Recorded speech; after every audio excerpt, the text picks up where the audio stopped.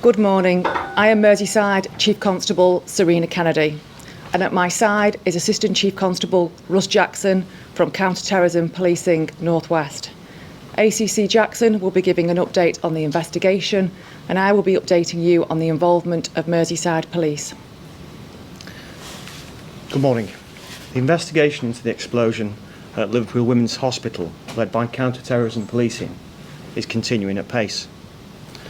The circumstances, as we understand them to be, are that yesterday, shortly before 11 a.m, a local taxi driver picked up a fare in the Rutland Avenue area of Liverpool. The fare, a man, had asked to be taken to Liverpool Women's Hospital, which was about 10 minutes away. As the taxi approached the drop-off point at the hospital, an explosion occurred from within the car. This quickly engulfed it in flames. Remarkably, the taxi driver escaped from the cab. He's been treated for his injuries that he sustained, and he's now been released from hospital. Emergency services quickly attended the scene, and Merseyside Fire and Rescue extinguished the flames. It quickly became apparent then that the passenger remained in the vehicle and was deceased. Army Ordnance Disposal officers have examined the scene at the hospital and made the area safe. Following discussions with Army Ordnance Disposal, we are able to confirm that this is being treated as the ignition of an explosive device. Our inquiries also indicate that the device was brought into the cab by the passenger. We believe we know the identity of the passenger, but we cannot confirm this at this time. Our inquiries have led us to two addresses. The first was Sutcliffe Street in the Kensington area of Liverpool, and at this location, 3 men, aged 21, 26 and 29, were arrested yesterday under Section 41 of the Terrorism Act. A short while ago, again in the Kensington area, a further man, aged 20, was arrested under Section 41 of the Terrorism Act. They will be interviewed later today by counter-terrorism detectives. The Sutcliffe Street address was searched overnight, and further searches will take place today. A second address has also been searched at Rutland Avenue in Sefton Park. At this location, significant items have been found. Further searches will be necessary today and potentially into the coming days. A cordon is in place at this location, and 8 families have been evacuated at this time. The scene at the hospital remains in place, with specialist examinations ongoing. It is not clear what the motivation for this incident is.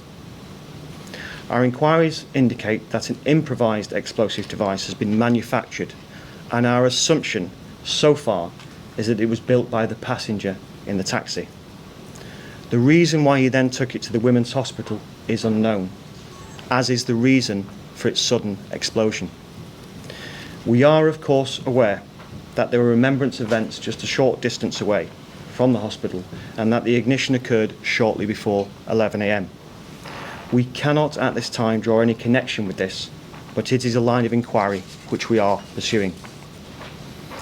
Although the motivation for this incident is yet to be understood, given all the circumstances, it has been declared a terrorist incident, and counter-terrorism policing are continuing with the investigation.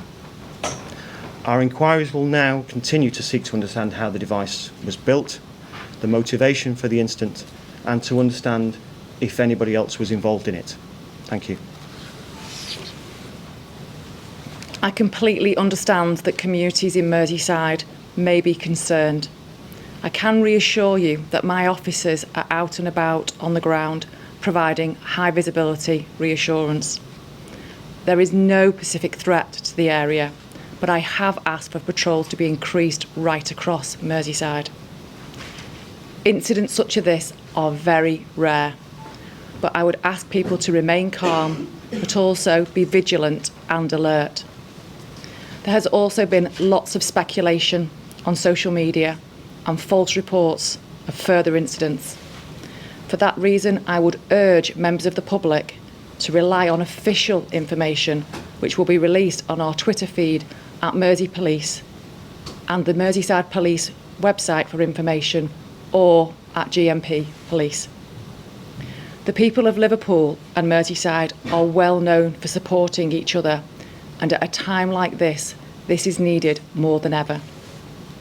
Officers from Counter-Terrorism Policing North West are leading the investigation, supported by officers and staff from Merseyside Police, and we are continuing to work with our partners of Merseyside Fire and Rescue Service and the Liverpool Women's Hospital to establish what has taken place.